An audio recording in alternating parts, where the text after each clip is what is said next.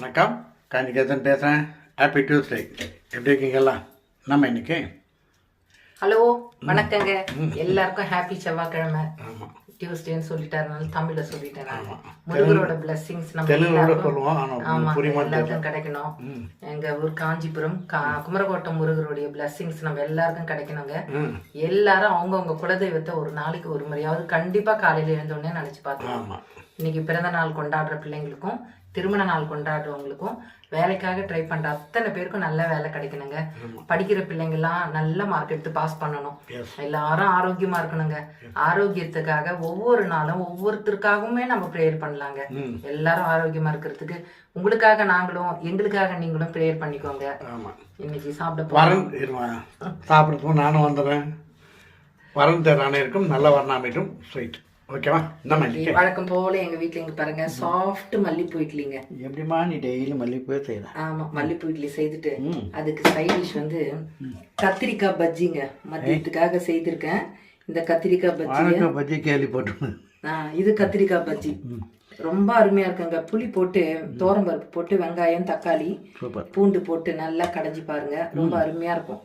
கத்திரிக்காய் பஜ்ஜி செஞ்சுட்டு நூக்கல் வந்து கடலை பருப்பு போட்டு பொரியல் பண்ணி வச்சிருக்கிறாங்க.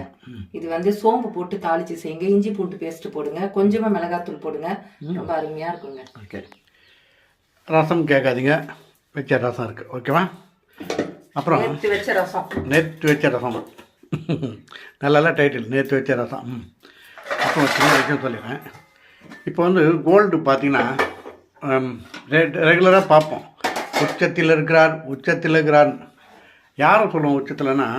அவர்கிட்ட போகாதப்பா, ரொம்ப உச்சத்தில் இருக்கிறான், கோபத்தில் இருக்கிறான்னு அர்த்தம். போகாமல் அமைதியாக விட்டேன்னு வைங்களேன், அவர் உச்சத்துலேருந்து இறங்கி வந்துடுவார். அது மாதிரி தான் இன்றைக்கி கோல்டு இறங்கிடுச்சு. அதாவது 1,44,000 வரைக்கும் பார்த்தோம். உச்சத்தில் டமால் ஏறுறோம். ஒரே நாளில் 2 வாட்டி ஏறுனார்.